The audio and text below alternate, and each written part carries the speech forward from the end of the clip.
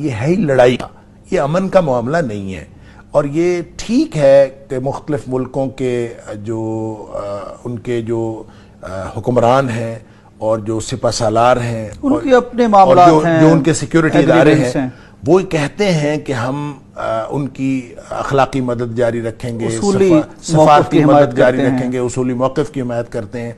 लेकिन ये मामला उसूली मौक़िफ़ की हिमायत का नहीं है, ये मामला क्लियर कट जंग का है और जिहाद का मामला है। जिहाद इनिशिएट होने का अगर ये मौका नहीं है कुरान के मुताबिक, हाँ जी, कुरान के मुताबिक अगर जिहाद को इनिशिएट करने का ये मौका नहीं है तो फिर कोई मौका है ही नहीं।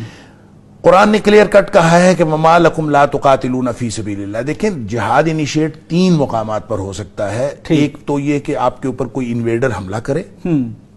कुरान के अंदर मुख्तलिफ मुकामात पर जिहाद के अहकाम हैं, लेकिन जिहाद के उमूमी अहकाम अलग हैं। जो जिहाद का मुकाम फर्जियत है वो 3 मुकामात पर।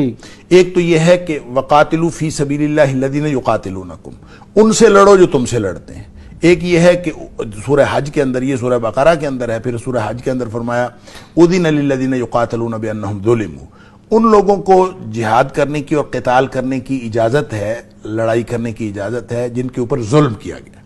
लिहाजा एक कैफियत यह है कि आपके ऊपर जुल्म किया जा रहा हो तो आप उनके खिलाफ जिहाद फर्ज हो जाता है, जैसे फलस्तीनियों के ऊपर हो रहा है। इसी तरह से या कोई इन्वेडर हमलावर हो आके जंग मुसल्लत कर दी, जंग मुसल्लत करे, आप उसके खिलाफ हमला लड़ाई शुरू कर दे।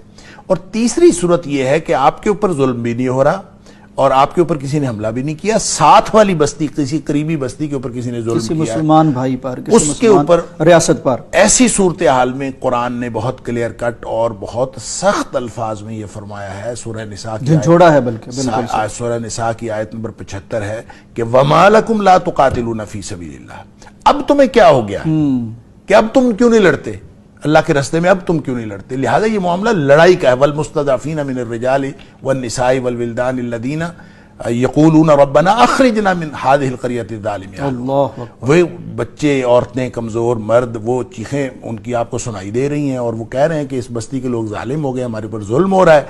और इसके बावजूद अगर दुनिया की कान पर जूं नहीं रेंगती और वो कोई अमलन एक्शन नहीं लेते और 58 इस्लामी मुल्क उनकी मदद को नहीं आते, तो ये इम्तिहान असल में 58 इस्लामी मुल्कों का है, उनके सरबराहों का है, उनके सिपा सालारों का है। इन सब को जवाब तैयार रखना चाहिए क़यामत वाले दिन अल्लाह को देने के लिए। और खास तौर पर पाकिस्तान, देखें पाकिस्तान के एटमी धमाकों के ऊपर सबसे ज्यादा खुशी का इजहार जो किया था वो फलस्तीनियों ने किया था, इसलिए कि उनका ख्याल यह है कि ये हमारी मदद को आएंगे।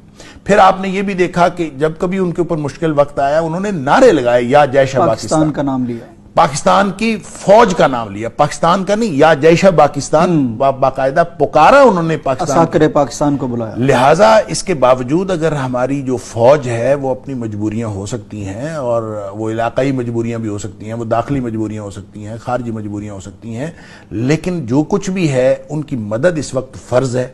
और अगर ये कर रहे हों और अपने हिसाब से कर रहे हों तो शायद ये अल्लाह के यहाँ सुरखरू हो जाएं, और अगर ये मदद नहीं कर रहे तो फिर ये अल्लाह को देने के लिए, मैंने तीसरी दफ़ा कह रहा हूँ कि ये फिर जवाब तैयार कर रखें जो इन्होंने अल्लाह को देना है क़यामत वाले दिन।